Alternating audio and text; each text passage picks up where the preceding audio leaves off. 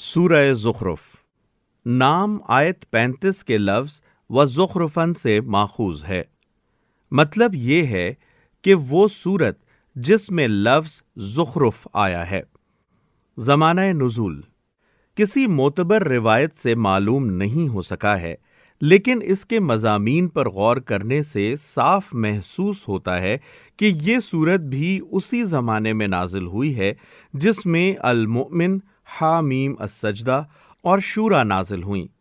ये एक ही सिलसिले की सूरतें मालूम होती हैं, जिनका नुज़ूल उस वक्त से शुरू हुआ जब कुफ़ारे मक्का नबी सल्लल्लाहु अलैहि वसल्लम की जान के दरपे हो गए थे। शबो रोज़ अपनी महफिलों में बैठ बैठ कर मशवरे कर रहे थे कि आपको किस तरह ख़त्म किया जाए, और एक हमला आपकी जान पर हो भी चुका था। इस सूरत हाल की तरफ आयात 79 और 80 में साफ इशारा मौजूद है। मौजू और मुबाहिस इस सूरत में पूरे जोर के साथ कुरैश और अहले अरब के उन जाहिलाना अकायद और औहाम पर तनकीद की गई है जिन पर वो इसरार किए चले जा रहे थे, और निहायत मुहकम और दिलनशीन तरीके से उनकी माकूलियत का पर्दा फाश किया गया है, ताकि मुआशरे का हर फर्द जिसके अंदर कुछ भी माकूलियत मौजूद हो, ये सोचने पर मजबूर हो जाए कि आखिर ये कैसी जहालतें हैं जिनसे हमारी कौम बुरी तरह चिमटी हुई है, और जो शख्स हमें इनके चक्कर से निकालने की कोशिश कर रहा है उसके पीछे हाथ धोकर पड़ गई है। कलाम का आगाज इस तरह किया गया है कि तुम लोग अपनी शरारतों के बल पर ये चाहते हो कि इस किताब का नुज़ूल रोक दिया जाए, मगर अल्लाह ने कभी इशरार की वजह से अंबिया की बेइज्जत और किताबों की तंजील नहीं रोकी है, बल्कि उन जालिमों को हलाक कर दिया है जो उसकी हिदायत का रास्ता रोक कर खड़े हुए थे। यही कुछ वो अब भी करेगा। आगे चलकर आयात 41 और 43 और 79-80 में ये मजमून फिर दोहराया गया है। जो लोग नबी सल्लल्लाहु अलैहि वसल्लम की जान के दरपे थे, उनको सुनाते हुए हुजूर सल्लल्लाहु अलैहि वसल्लम से फरमाया गया है कि तुम खाह जिंदा रहो या ना रहो, इन जालिमों को हम सजा दे कर रहेंगे, और खुद उन लोगों को साफ साफ मुतनब्बे कर दिया गया है कि अगर तुमने हमारे नबी के खिलाफ एक इक़दाम का फैसला कर लिया है तो हम भी फिर एक फैसला कुन कदम उठाएंगे। इसके बाद बताया गया है कि वो मजहब क्या है जिसे ये लोग सीने से लगाए हुए हैं, और वो दलाइल क्या हैं जिनके बलबूते पर ये मोहम्मद सल्लल्लाहु अलैहि वसल्लम का मुकाबला कर रहे हैं।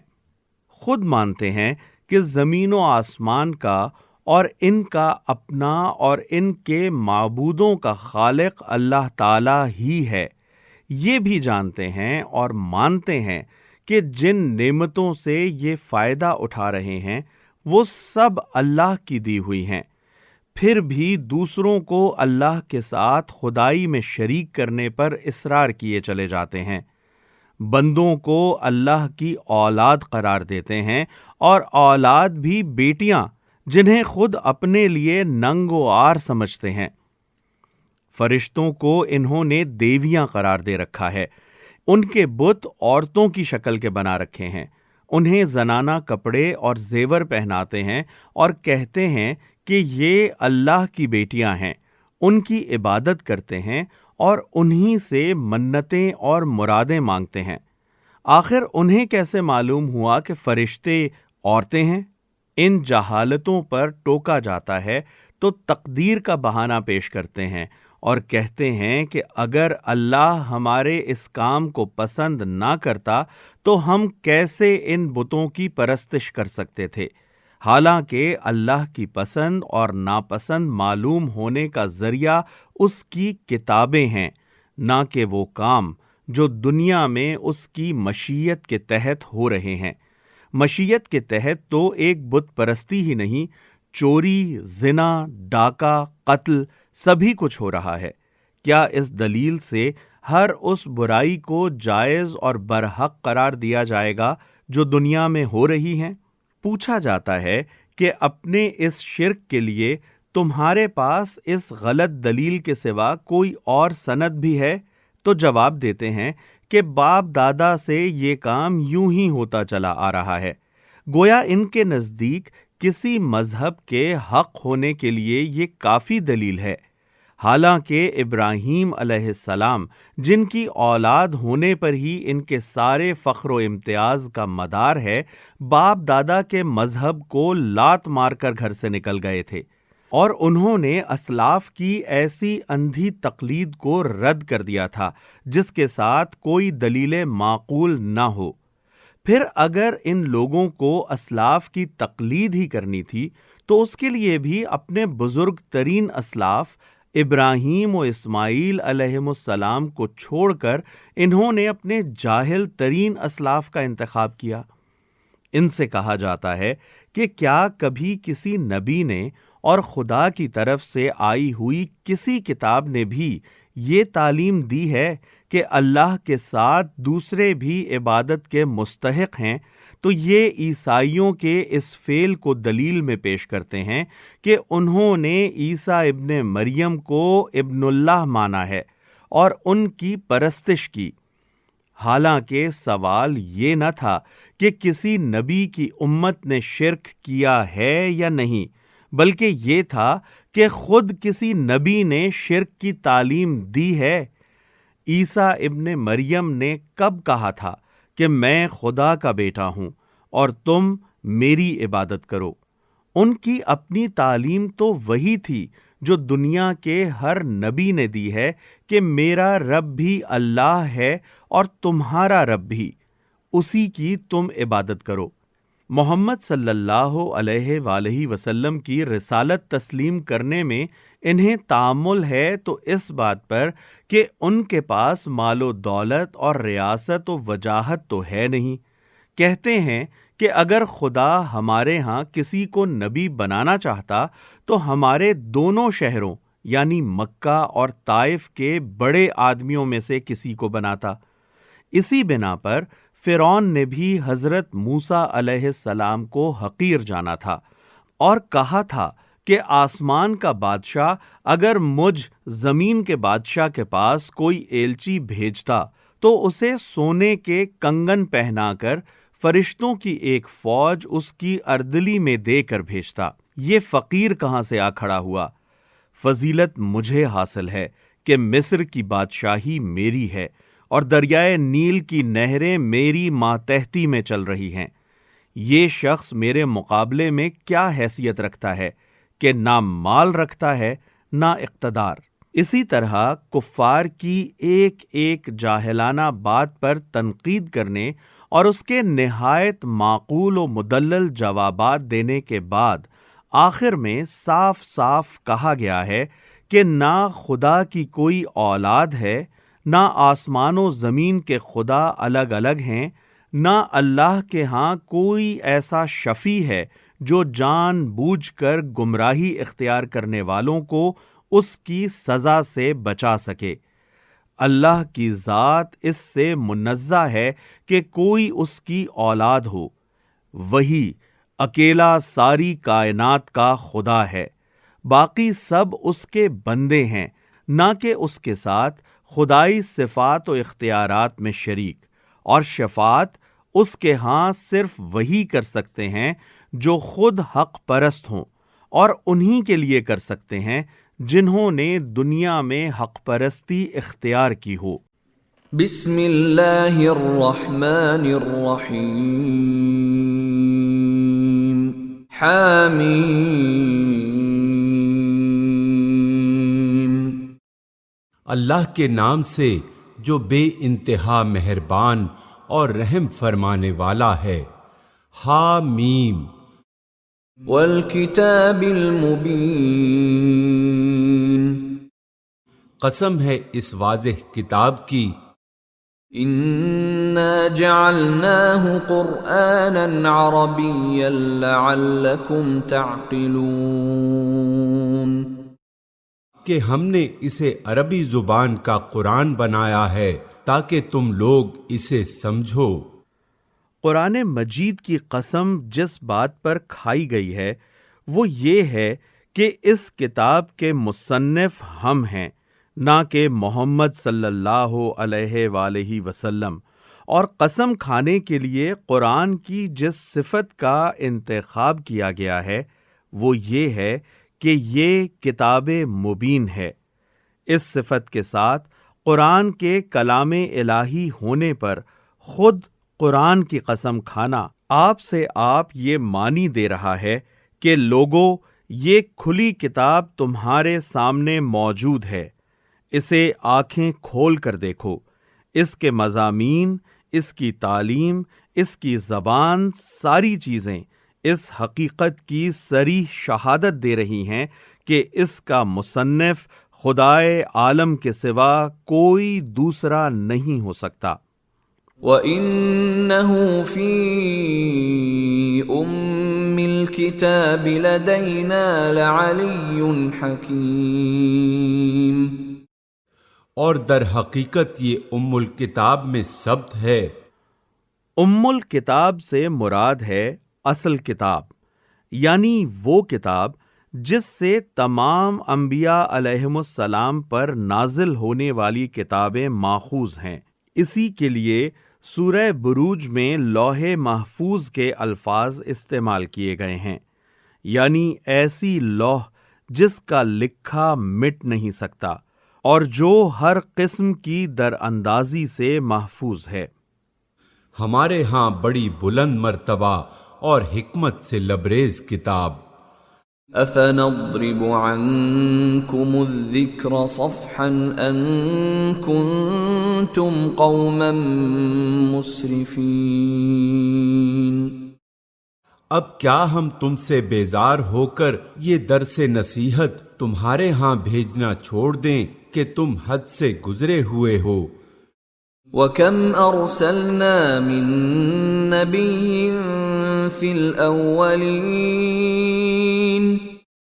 پہلے گزری ہوئی قوموں میں بھی بارہا ہم نے نبی بھیجے ہیں۔ وَمَا يَأْتِيهِم مِّن نَّبِيٍّ إِلَّا كَانُوا بِهِ يَسْتَهْزِئُونَ، کبھی ایسا نہیں ہوا کہ کوئی نبی ان کے ہاں آیا ہو اور انہوں نے اس کا مذاق نہ اڑایا ہو۔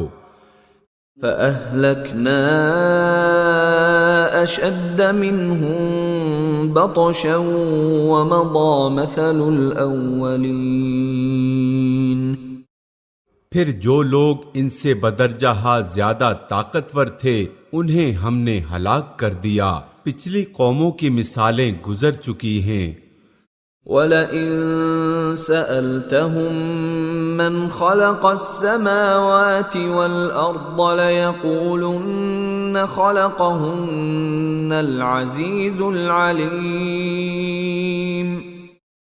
اگر تم ان لوگوں سے پوچھو کہ زمین اور آسمانوں کو کس نے پیدا کیا ہے تو یہ خود کہیں گے کہ انہیں اسی زبردست علیم ہستی نے پیدا کیا ہے۔ الذي جعل لكم الأرض مهدا وجعل لكم فيها سبلا لعلكم تهتدون، وہی نا جس نے تمہارے لیے اس زمین کو گہوارہ بنایا اور اس میں تمہاری خاطر راستے بنا دیے۔ پہاڑوں کے بیچ بیچ میں درے اور پھر کوہستانی اور میدانی علاقوں میں دریا وہ قدرتی راستے ہیں جو اللہ نے زمین کی پشت پر بنا دیے ہیں۔ انسان انہی کی مدد سے کرۂ زمین پر پھیلا ہے۔ پھر اللہ نے مزید فضل یہ فرمایا کہ روئے زمین کو یکساں بنا کر نہیں رکھ دیا، بلکہ اس میں قسم قسم کے ایسے امتیازی نشانات قائم کر دیے جن کی مدد سے انسان مختلف علاقوں کو پہچانتا ہے اور ایک علاقے اور دوسرے علاقے کا فرق محسوس کرتا ہے، تاکہ تم اپنی منزل مقصود کی راہ پا سکو۔ والذی نزل من السماء ماء بقدر فأنشرنا به بلدة میتا كذلك تخرجون، جس نے ایک خاص مقدار میں آسمان سے پانی اتارا اور اس کے ذریعے سے مردہ زمین کو جلا اٹھایا، اسی طرح ایک روز تم زمین سے برآمد کیے جاؤ گے۔ والذی خلق الازواج كلها وجعل لكم من الفلك والانعام ما ترکبون، وہی جس نے یہ تمام جوڑے پیدا کیے اور جس نے تمہارے لیے کشتیوں اور جانوروں کو سواری بنایا تاکہ تم ان کی پشت پر چڑھو، لتستووا على ظهوره ثم تذكروا نعمة ربكم إذا استويتم عليه وتقولوا سبحان الذي سخر لنا هذا وما كنا له مقرنين۔ اور جب ان پر بیٹھو تو اپنے رب کا احسان یاد کرو اور کہو کہ پاک ہے وہ جس نے ہمارے لیے ان چیزوں کو مسخر کر دیا، ورنہ ہم انہیں قابو میں لانے کی طاقت نہ رکھتے تھے۔ وَإِنَّا إِلَىٰ رَبِّنَا لَمُنقَلِبُونَ، اور ایک روز ہمیں اپنے رب کی طرف پلٹنا ہے۔ وَجَعَلُوا لَهُ مِنْ عِبَادِهِ جُزْءًا إِنَّ الْإِنسَانَ لَكَفُورٌ مُبِينٌ۔ یہ سب کچھ جانتے اور مانتے ہوئے بھی ان لوگوں نے اس کے بندوں میں سے بعض کو اس کا جز بنا ڈالا۔ حقیقت یہ ہے کہ انسان کھلا احسان فراموش ہے۔ ام اتخذ مما يخلق بنات واصفاكم بالبنين، کیا اللہ نے اپنی مخلوق میں سے اپنے لیے بیٹیاں انتخاب کیں اور تمہیں بیٹوں سے نوازا؟ وَإِذَا بُشِّرَ أَحَدُهُم بِمَا ضَرَبَ لِلرَّحْمَنِ مَثَلًا ظَلَّ وَجْهُهُ مُسْوَدًّا وَهُوَ كَظِيمٌ۔ اور حال یہ ہے کہ جس اولاد کو یہ لوگ اس خدائے رحمان کی طرف منسوب کرتے ہیں، اس کی ولادت کا مژدہ جب خود ان میں سے کسی کو دیا جاتا ہے تو اس کے منہ پر سیاہی چھا جاتی ہے اور وہ غم سے بھر جاتا ہے۔ أَوَمَن يُنَشَّأُ فِي الْحِلْيَةِ وَهُوَ فِي الْخِصَامِ غَيْرُ مُبِينٍ، کیا اللہ کے حصے میں وہ اولاد آئی جو زیوروں میں پالی جاتی ہے اور بحث و حجت میں اپنا مدعا پوری طرح واضح بھی نہیں کر سکتی؟ وَجَعَلُوا الْمَلَائِكَةَ الَّذِينَ هُمْ عِبَادُ الرَّحْمَنِ إِنَاثًا أَشَهِدُوا خَلْقَهُمْ سَتُكْتَبُ شَهَادَتُهُمْ وَيُسْأَلُونَ۔ انہوں نے فرشتوں کو جو خدائے رحمان کے خاص بندے ہیں عورتیں قرار دے لیا۔ کیا ان کے جسم کی ساخت انہوں نے دیکھی ہے؟ ان کی گواہی لکھ لی جائے گی اور انہیں اس کی جواب دہی کرنی ہوگی۔ وَقَالُوا لَوْ شَاءَ الرَّحْمَنُ مَا عَبَدْنَاهُمْ مَا لَهُم بِذَلِكَ مِنْ عِلْمٍ إِنْ هُمْ إِلَّا يَخْرُصُونَ۔ یہ کہتے ہیں اگر خدائے رحمان چاہتا کہ ہم ان کی عبادت نہ کریں تو ہم کبھی ان کو نہ پوچھتے۔ یہ اپنی گمراہی پر تقدیر سے ان کا استدلال تھا جو ہمیشہ سے غلط کار لوگوں کا شیوا رہا ہے۔ یہ اس معاملے کی حقیقت کو قطعی نہیں جانتے، محض تیر تکے لڑاتے ہیں۔ ام آتیناہم کتابا من قبلہ فہم بہ مستمسکون، کیا ہم نے اس سے پہلے کوئی کتاب ان کو دی تھی جس کی سند اپنی اس ملائکہ پرستی کے لیے یہ اپنے پاس رکھتے ہوں؟ بل قالوا انا وجدنا آباءنا على امة وإنا على آثارهم مهتدون، نہیں، بلکہ یہ کہتے ہیں کہ ہم نے اپنے باپ دادا کو ایک طریقے پر پایا ہے اور ہم انہی کے نقش قدم پر چل رہے ہیں۔ وَكَذَلِكَ مَا أَرْسَلْنَا مِن قَبْلِكَ فِي قَرْيَةٍ مِّن نَّذِيرٍ إِلَّا قَالَ مُتْرَفُوهَا إِنَّا وَجَدْنَا آبَاءَنَا عَلَى أُمَّةٍ وَإِنَّا عَلَى آثَارِهِم مُقْتَدُونَ۔ اسی طرح تم سے پہلے جس بستی میں بھی ہم نے کوئی نذیر بھیجا، اس کے کھاتے پیتے لوگوں نے یہی کہا کہ ہم نے اپنے باپ دادا کو ایک طریقے پر پایا ہے اور ہم انہی کے نقش قدم کی پیروی کر رہے ہیں۔ قال اولو جئتكم بأهدى مما وجدتم عليه آباءكم قالوا إنا بما أرسلتم به كافرون۔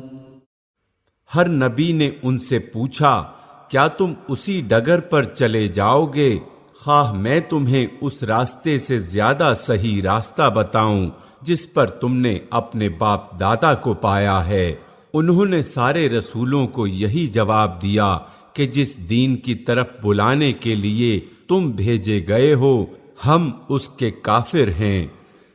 فانتقمنا منهم فانظر كيف كان عاقبة المكذبين۔ آخر کار ہم نے ان کی خبر لے ڈالی اور دیکھ لو کہ جھٹلانے والوں کا کیا انجام ہوا۔ وَإِذْ قَالَ إِبْرَاهِيمُ لِأَبِيهِ وَقَوْمِهِ إِنَّنِي بَرَاءٌ مِّمَّا تَعْبُدُونَ۔ یاد کرو وہ وقت جب ابراہیم نے اپنے باپ اور اپنی قوم سے کہا تھا کہ تم جن کی بندگی کرتے ہو میرا ان سے کوئی تعلق نہیں۔ إِلَّا الَّذِي فَطَرَنِي فَإِنَّهُ سَيَهْدِينِ۔ میرا تعلق صرف اس سے ہے جس نے مجھے پیدا کیا، وہی میری رہنمائی کرے گا۔ وَجَعَلَهَا كَلِمَةً بَاقِيَةً فِي عَقِبِهِ لَعَلَّهُمْ يَرْجِعُونَ۔ اور ابراہیم یہی کلمہ اپنے پیچھے اپنی اولاد میں چھوڑ گیا تاکہ وہ اس کی طرف رجوع کریں۔ یعنی جب بھی راہ راست سے ذرا قدم ہٹے تو یہ کلمہ ان کی رہنمائی کے لیے موجود رہے اور وہ اسی کی طرف پلٹ آئیں۔ اس واقعے کو جس غرض کے لیے یہاں بیان کیا گیا ہے وہ یہ ہے کہ کفار قریش کو اس بات پر شرم دلائی جائے کہ تم نے اسلاف کی تقلید اختیار کی بھی تو اس کے لیے اپنے بہترین اسلاف ابراہیم و اسماعیل کو چھوڑ کر اپنے بدترین اسلاف کا انتخاب کیا۔ بل متعت هؤلاء وآباءهم حتى جاءهم الحق ورسول مبين۔ اس کے باوجود جب یہ لوگ دوسروں کی بندگی کرنے لگے تو میں نے ان کو مٹا نہیں دیا، بلکہ میں انہیں اور ان کے باپ دادا کو متاع حیات دیتا رہا یہاں تک کہ ان کے پاس حق اور کھول کھول کر بیان کرنے والا رسول آ گیا۔ وَلَمَّا جَاءَهُمُ الْحَقُّ قَالُوا هَذَا سِحْرٌ وَإِنَّا بِهِ كَافِرُونَ۔ مگر جب وہ حق ان کے پاس آیا تو انہوں نے کہہ دیا کہ یہ تو جادو ہے اور ہم اس کو ماننے سے انکار کرتے ہیں۔ وَقَالُوا لَوْلَا نُزِّلَ هَذَا الْقُرْآنُ عَلَى رَجُلٍ مِّنَ الْقَرْيَتَيْنِ عَظِيمٍ۔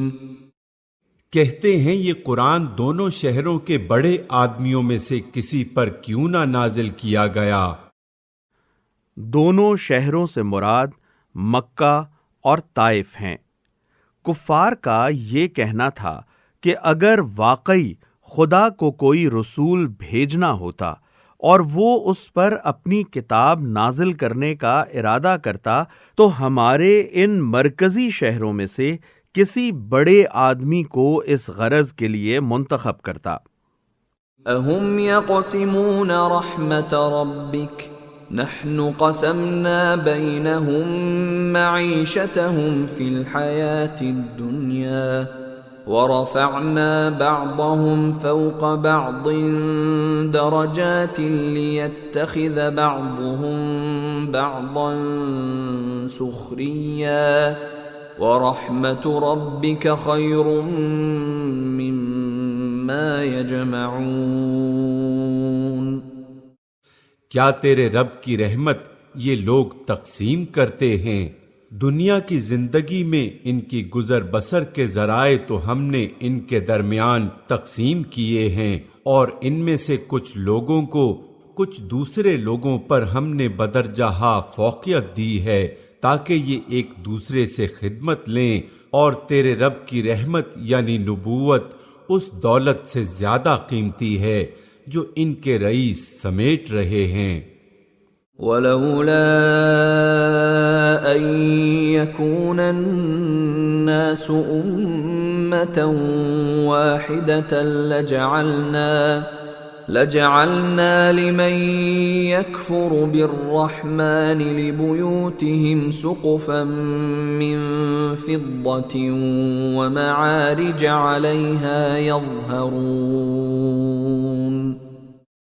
اگر یہ اندیشہ نہ ہوتا کہ سارے لوگ ایک ہی طریقے کے ہو جائیں گے تو ہم خدائے رحمان سے کفر کرنے والوں کے گھروں کی چھتیں اور ان کی سیڑھیاں جن سے وہ اپنے بالا خانوں پر چڑھتے ہیں، وَلِبُيُوتِهِمْ أَبْوَابًا وَسُرُرًا عَلَيْهَا يَتَّكِئُونَ، اور ان کے دروازے اور ان کے تخت جن پر وہ تکیے لگا کر بیٹھتے ہیں، وَزُخْرُفًا وَإِن كُلُّ ذَلِكَ لَمَّا مَتَاعُ الْحَيَاةِ الدُّنْيَا وَالْآخِرَةُ عِندَ رَبِّكَ لِلْمُتَّقِينَ۔ سب چاندی اور سونے کے بنا دیتے، یہ تو محض حیات دنیا کی متاع ہے، اور آخرت تیرے رب کے ہاں صرف متقین کے لیے ہے۔ وَمَن يَعْشُ عَن ذِكْرِ الرَّحْمَنِ نُقَيِّضْ لَهُ شَيْطَانًا فَهُوَ لَهُ قَرِينٌ۔ جو شخص رحمان کے ذکر سے تغافل برتتا ہے ہم اس پر ایک شیطان مسلط کر دیتے ہیں اور وہ اس کا رفیق بن جاتا ہے۔ وَإِنَّهُمْ لَيَصُدُّونَهُمْ عَنِ السَّبِيلِ وَيَحْسَبُونَ أَنَّهُمْ مُهْتَدُونَ۔ یہ شیاطین ایسے لوگوں کو راہ راست پر آنے سے روکتے ہیں اور وہ اپنی جگہ یہ سمجھتے ہیں کہ ہم ٹھیک جا رہے ہیں، حَتَّى إِذَا جَاءَنَا قَالَ يَا لَيْتَ بَيْنِي وَبَيْنَكَ بُعْدَ الْمَشْرِقَيْنِ فَبِئْسَ الْقَرِينُ۔ آخر کار جب یہ شخص ہمارے ہاں پہنچے گا تو اپنے شیطان سے کہے گا کاش میرے اور تیرے درمیان مشرق و مغرب کا بود ہوتا، تو بدترین ساتھی نکلا۔ وَلَن يَنفَعَكُمُ الْيَوْمَ إِذ ظَّلَمْتُمْ أَنَّكُمْ فِي الْعَذَابِ مُشْتَرِكُونَ۔ اس وقت ان لوگوں سے کہا جائے گا کہ جب تم ظلم کر چکے تو آج یہ بات تمہارے لیے کچھ بھی نافع نہیں ہے کہ تم اور تمہارے شیاطین عذاب میں مشترک ہیں۔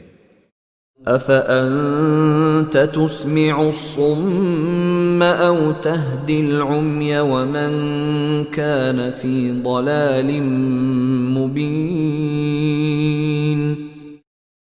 اب کیا اے نبی تم بہروں کو سناؤ گے یا اندھوں اور صریح گمراہی میں پڑے ہوئے لوگوں کو راہ دکھاؤ گے؟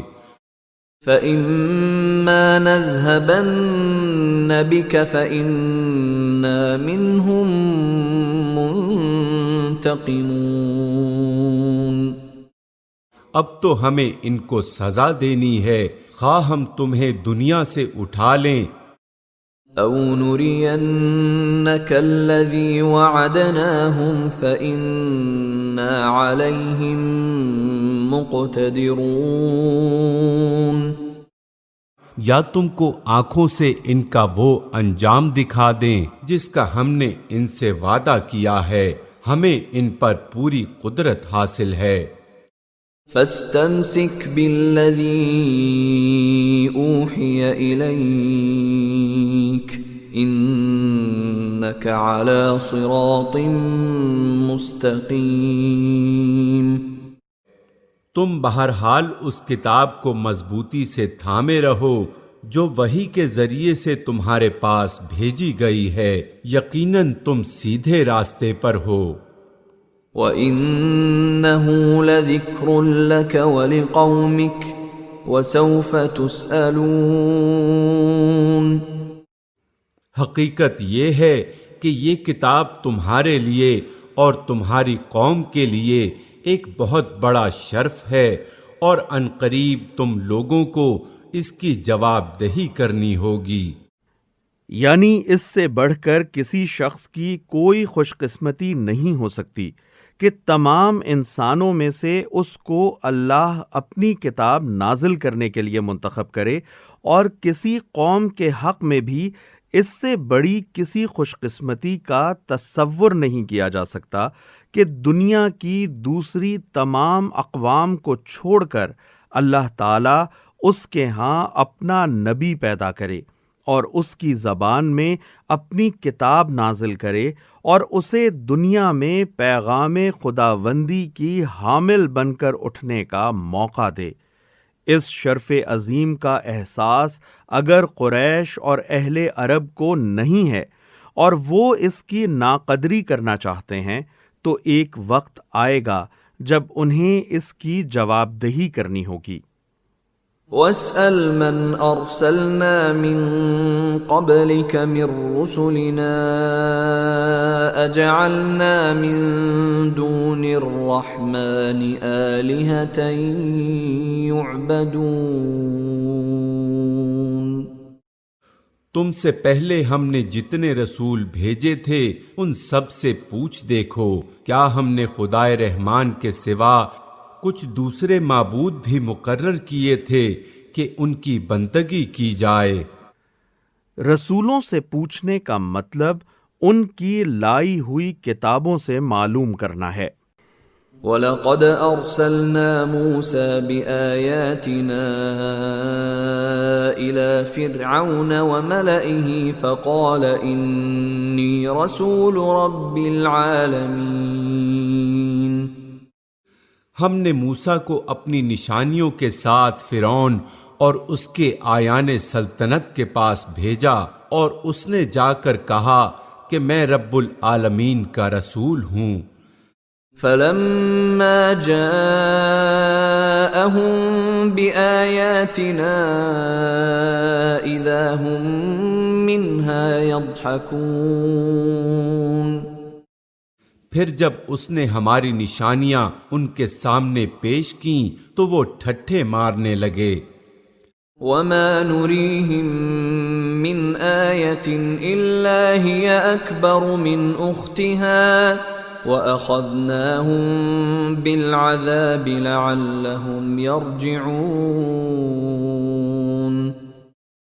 ہم ایک پر ایک ایسی نشانی ان کو دکھاتے چلے گئے جو پہلی سے بڑھ چڑھ کر تھی، اور ہم نے ان کو عذاب میں دھر لیا کہ وہ اپنی روش سے باز آ جائیں۔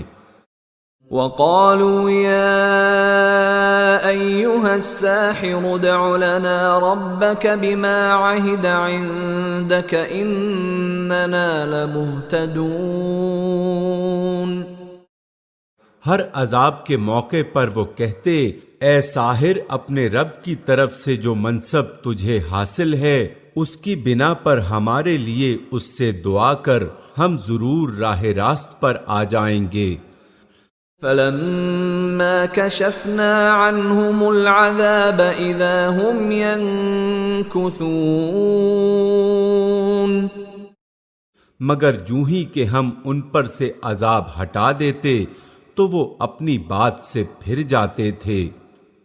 وَنَادَى فِرْعَوْنُ فِي قَوْمِهِ قَالَ يَا قَوْمِ أَلَيْسَ لِي مُلْكُ مِصْرَ وَهَٰذِهِ الْأَنْهَارُ تَجْرِي مِن تَحْتِي أَفَلَا تُبْصِرُونَ۔ ایک روز فرعون نے اپنی قوم کے درمیان پکار کر کہا، لوگوں، کیا مصر کی بادشاہی میری نہیں ہے اور یہ نہریں میرے نیچے نہیں بہہ رہی ہیں؟ کیا تم لوگوں کو نظر نہیں آتا؟ ام انا خیر من هذا الذی هو مہین ولا یکاد یبین۔ میں بہتر ہوں یا یہ شخص جو ذلیل و حقیر ہے اور اپنی بات بھی کھول کر بیان نہیں کر سکتا؟ فلولا القی علیہ اسورۃ من ذہب او جاء معه الملائکۃ مقترنین۔ کیوں نہ اس پر سونے کے کنگن اتارے گئے یا فرشتوں کا ایک دستہ اس کی اردلی میں نہ آیا۔ فاستخف قومه فأطاعوه انہم كانوا قوما فاسقین۔ اس نے اپنی قوم کو ہلکا سمجھا اور انہوں نے اس کی اطاعت کی، در حقیقت وہ تھے ہی فاسق لوگ۔ اس مختصر سے فقرے میں ایک بہت بڑی حقیقت بیان کی گئی ہے۔ جب کوئی شخص کسی ملک میں اپنی مطلق العنانی چلانے کی کوشش کرتا ہے اور اس کے لیے کھلم کھلا ہر طرح کی چالیں چلتا ہے، ہر فریب اور مکر و دغا سے کام لیتا ہے، کھلے بازار میں ضمیروں کی خرید و فروخت کا کاروبار چلاتا ہے اور جو بکتے نہیں انہیں بے دریغ کچلتا اور رونتا ہے، تو خواہ زبان سے وہ یہ بات نہ کہے مگر اپنے عمل سے صاف ظاہر کر دیتا ہے کہ وہ در حقیقت اس ملک کے باشندوں کو عقل اور اخلاق اور مردانگی کے لحاظ سے ہلکا سمجھتا ہے، اور اس نے ان کے متعلق یہ رائے قائم کی ہے کہ میں ان بے وقوف، بے ضمیر اور بزدل لوگوں کو جدھر چاہوں ہانک کر لے جا سکتا ہوں۔ پھر جب اس کی یہ تدابیر کامیاب ہو جاتی ہیں اور ملک کے باشندے اس کے دست بستہ غلام بن جاتے ہیں تو وہ اپنے عمل سے ثابت کر دیتے ہیں کہ اس خبیث نے جو کچھ انہیں سمجھا تھا واقعی وہ وہی کچھ ہیں، اور ان کی اس ذلیل حالت میں مبتلا ہونے کی اصل وجہ یہ ہوتی ہے کہ وہ بنیادی طور پر فاسق ہوتے ہیں۔ فَلَمَّا آسَفُونَا انتقمنا منهم فأغرقناهم أجمعين۔ آخر کار جب انہوں نے ہمیں غضبناک کر دیا تو ہم نے ان سے انتقام لیا اور ان کو اکٹھا غرق کر دیا۔ فَجَعَلْنَاهُمْ سَلَفًا وَمَثَلًا لِلْآخِرِينَ۔ اور بعد والوں کے لیے پیش رو اور نمونہ عبرت بنا کر رکھ دیا۔ وَلَمَّا ضُرِبَ ابْنُ مَرْيَمَ مَثَلًا إِذَا قَوْمُكَ مِنْهُ يَصِدُّونَ۔ اور جوں ہی کہ ابن مریم کی مثال دی گئی تمہاری قوم کے لوگوں نے اس پر غل مچا دیا۔ وَقَالُوا أَآلِهَتُنَا خَيْرٌ أَمْ هُوَ مَا ضَرَبُوهُ لَكَ إِلَّا جَدَلًا بَلْ هُمْ قَوْمٌ خَصِمُونَ۔ اور کہنے لگے کہ ہمارے معبود اچھے ہیں یا وہ۔ اس سے پہلے آیت 45 میں یہ بات گزر چکی ہے کہ تم سے پہلے جو رسول ہو گزرے ہیں ان سب سے پوچھ دیکھو، کیا ہم نے خدائے رحمان کے سوا کچھ دوسرے معبود بھی مقرر کیے تھے کہ ان کی بندگی کی جائے؟ یہ تقریر جب اہل مکہ کے سامنے ہو رہی تھی تو ایک شخص نے اعتراض جڑ دیا کہ کیوں صاحب، عیسائی مریم کے بیٹے کو خدا کا بیٹا قرار دے کر اس کی عبادت کرتے ہیں یا نہیں؟ پھر ہمارے معبود کیا برے ہیں؟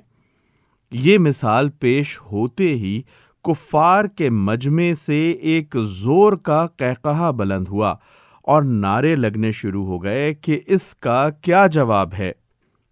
یہ مثال وہ تمہارے سامنے محض کج بحثی کے لیے لائے ہیں، حقیقت یہ ہے کہ یہ ہیں ہی جھگڑالو لوگ۔ ان هو الا عبد انعمنا عليه وجعلناه مثلا لبني اسرائيل۔ ابن مریم اس کے سوا کچھ نہ تھا کہ ایک بندہ تھا جس پر ہم نے انعام کیا اور بنی اسرائیل کے لیے اسے اپنی قدرت کا ایک نمونہ بنا دیا۔ وَلَوْ نَشَاءُ لَجَعَلْنَا مِنْكُمْ مَلَائِكَةً فِي الْأَرْضِ يَخْلُفُونَ۔ ہم چاہیں تو تم سے فرشتے پیدا کر دیں جو زمین میں تمہارے جانشین ہوں۔ وَإِنَّهُ لَعِلْمٌ لِلسَّاعَةِ فَلَا تَمْتَرُنَّ بِهَا وَاتَّبِعُونِ هَذَا صِرَاطٌ مُسْتَقِيمٌ۔ اور وہ یعنی ابن مریم دراصل قیامت کی ایک نشانی ہے، پس تم اس میں شک نہ کرو۔ یہ ترجمہ بھی ہو سکتا ہے کہ وہ قیامت کے علم کا ایک ذریعہ ہے۔ یہاں یہ سوال پیدا ہوتا ہے کہ آن جناب کو قیامت کی نشانی یا قیامت کے علم کا ذریعہ کس معنی میں فرمایا گیا ہے؟ بہت سے مفسرین کہتے ہیں کہ اس سے مراد حضرت عیسیٰ علیہ السلام کا نزول ثانی ہے، جس کی خبر بکثرت احادیث میں وارد ہوئی ہے، لیکن بعد کی عبارت یہ معنی لینے میں مانع ہے۔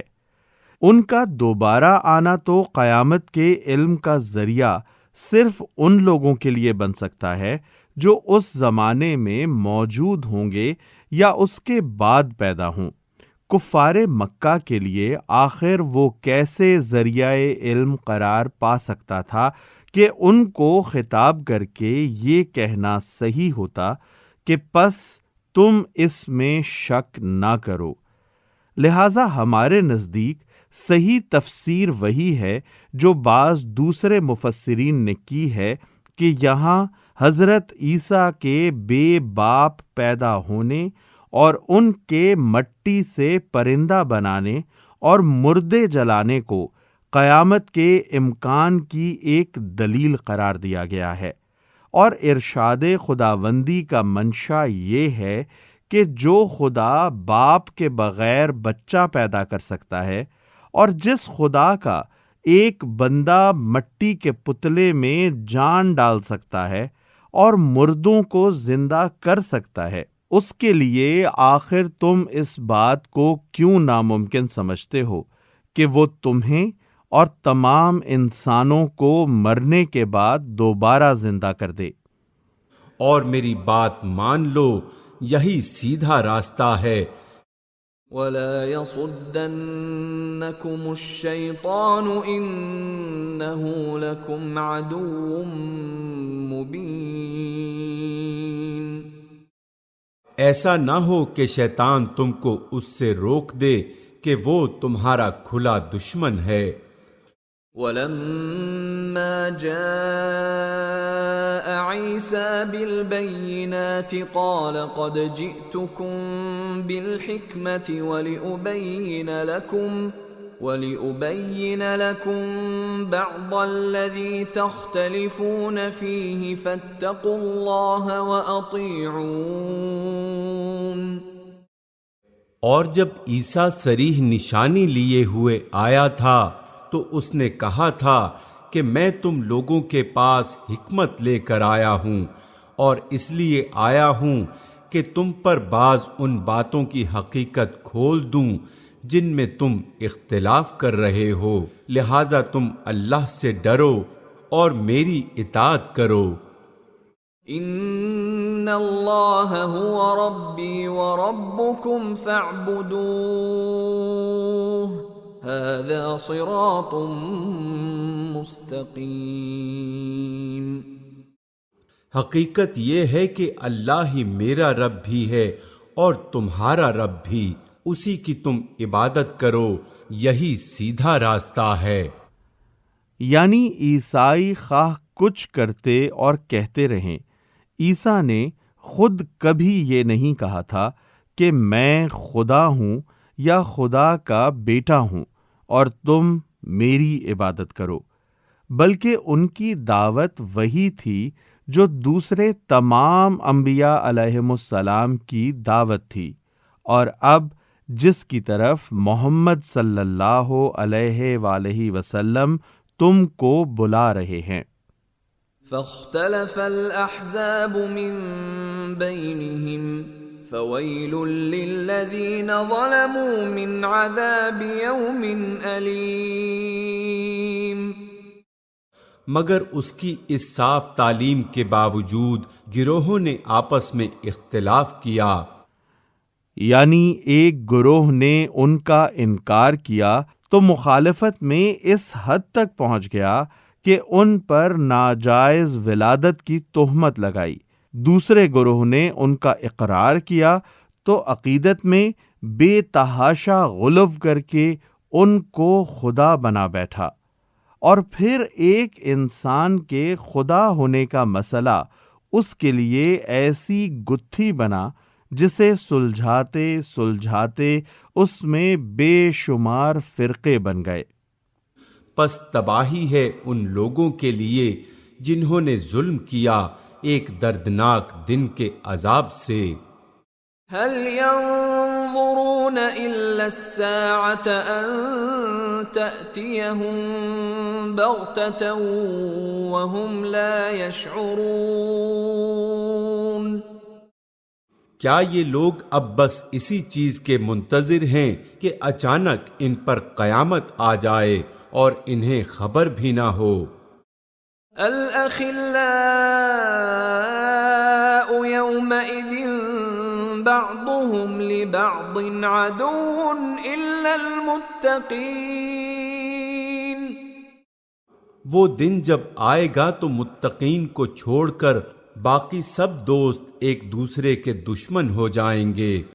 يا عباد لا خوف عليكم اليوم ولا أنتم تحزنون.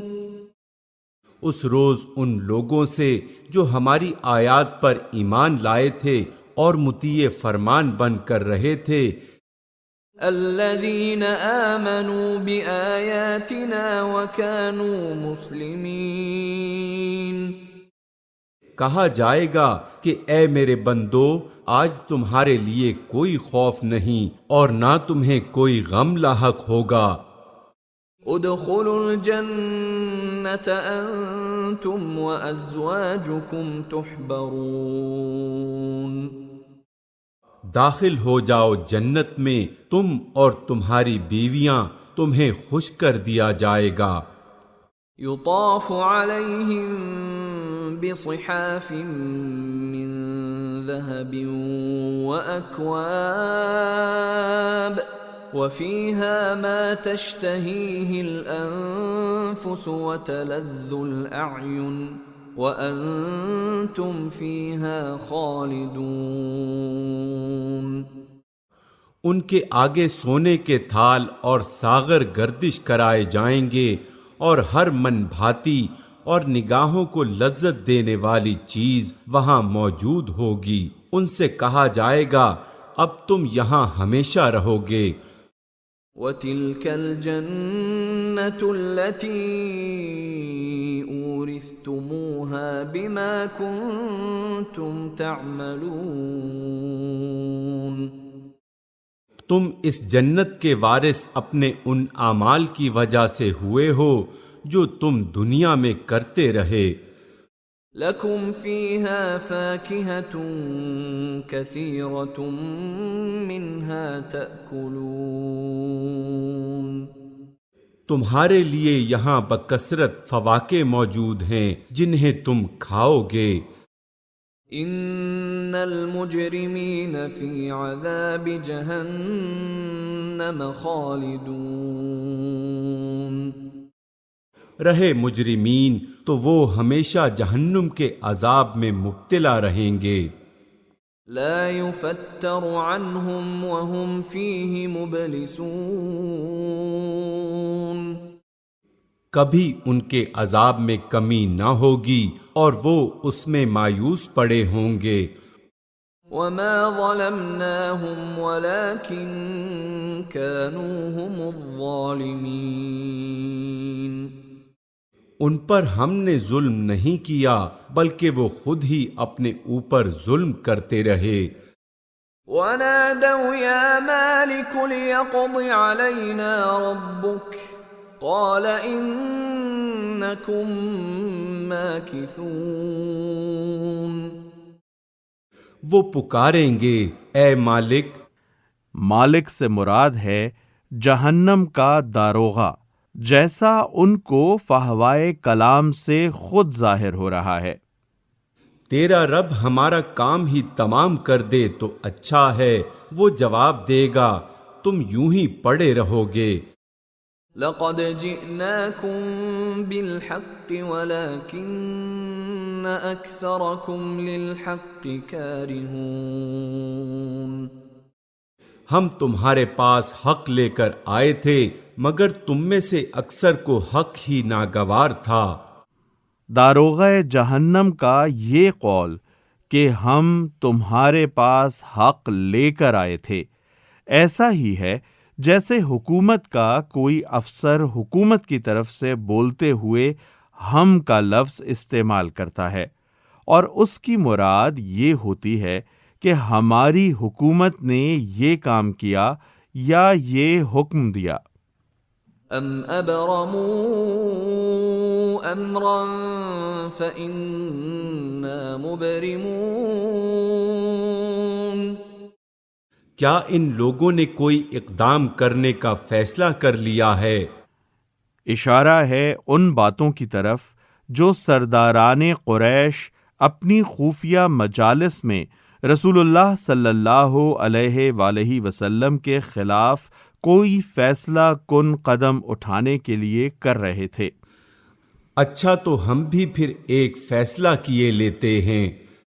ام يحسبون اننا لا نسمع سرهم ونجواهم بلى ورسلنا لديهم يكتبون۔ کیا انہوں نے یہ سمجھ رکھا ہے کہ ہم ان کی راز کی باتیں اور ان کی سرگوشیاں سنتے نہیں ہیں؟ ہم سب کچھ سن رہے ہیں اور ہمارے فرشتے ان کے پاس ہی لکھ رہے ہیں۔